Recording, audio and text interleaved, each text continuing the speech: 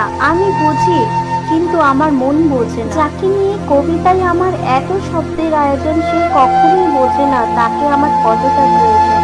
আবেগ অনুভূতি থেকে যত দূরে থাকা যায় জীবন ততই সুন্দর।